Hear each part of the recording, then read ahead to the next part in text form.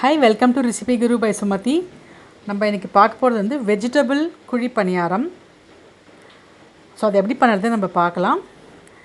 So அதுக்கு முன்னாடி யார் சேனல் சப்ஸ்கிரைப் பண்ணலையோ சப்ஸ்கிரைப் பண்ணிடுங்க. அண்ட் பக்கத்தில் பெல் பட்டன் ப்ரெஸ் பண்ணிங்கன்னா நான் போடுற வீடியோஸ்லாம் உங்களுக்கு உடனே கிடைக்கும். ஆல்சோ என்னோட insta handle recipe guru by Sumathi account follow பண்ணுங்கள். அதில் நான் குக்கிங் டிப்ஸ் கொடுக்குறேன். அண்ட் ஆல்சோ யூஸ்ஃபுல் மெசேஜஸ்லாம் உங்களுக்கு போடுறேன்.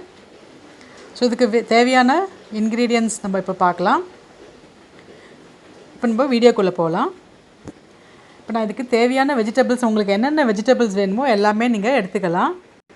ஸோ நான் வந்து கேரட், வெங்காயம், கொத்தமல்லி, தக்காளி, கொஞ்சம் கேபேஜ், தேங்காய் திருவினது, கொஞ்சம் பச்சை மிளகாய் எடுத்துட்டுருக்கேன். ஸோ இட்லி மாவு எடுத்து வச்சுட்டுருக்கேன். ஸோ நம்ம அரைச்ச இட்லி மாவில் தான் இப்போ நம்ம பண்ண போகிறோம். ஸோ அதில் இப்போ நம்ம எடுத்து வச்சுருக்கிற கறிகாலாம் ஒவ்வொன்றா கட் பண்ணதை இப்போ போட போகிறோம். கேரட் வந்து திருவி இருக்கேன். ஸோ எல்லாமே இப்போ அதில் ஆட் பண்ணலாம். ஸோ இந்த சமயத்தில் உங்களுக்கு மசாலா பிடிக்கும் அப்படின்னாக்க நீங்கள் கொஞ்சம் red chilli powder, garam masala, கொஞ்சம் பிளாக் பெப்பர் பவுடர் இதெல்லாம் போடலாம். கொஞ்சம் நல்லாயிருக்கும் மசாலா ஃப்ளேவர் பிடிக்கும்னாக்க. இப்போது வெடிக்க விட்ட கடுகு அதையும் ஆட் பண்ணுறேன். ஸோ இப்போ இது எல்லாமே போட்டாச்சு. அவ்வளோதான், நம்மளோட மாவு இப்போது ரெடியாக இருக்குது. இப்போ இதை நல்லா மிக்ஸ் பண்ணிக்கலாம். ஸோ இது ரொம்ப ஹெல்தி பிகாஸ் எல்லா வெஜிடபிள்ஸும் நம்ம போடுறோம்.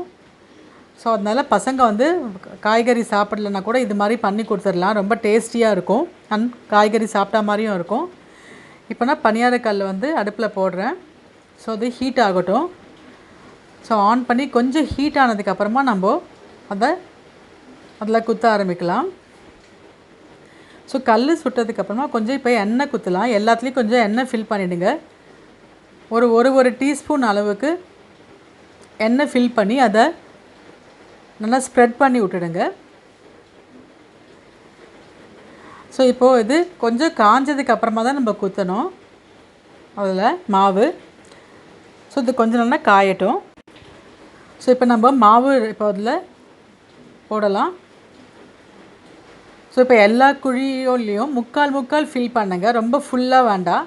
முக்கால் குழிக்கு அந்த மாவு அதில் போடுங்க.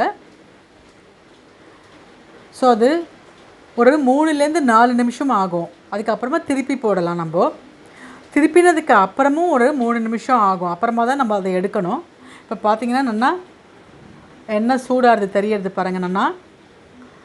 ஸோ இதை நல்லா சூடாக்கி உங்களுக்கே தெரியும் கொப்பளமாக வரும் ஓட்டையாக.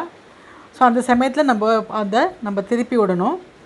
ஸோ இப்போ திருப்பிட்டும் அது வந்து ஒரு 3 நிமிஷம் திரும்பியும் இருக்கணும். அந்த பக்கம் வேகணும் இல்லையா, அதனால் அந்த எண்ணெய் விட வேண்டாம். ஏன்னா முதல்ல விட்ட எண்ணெயே போதும்.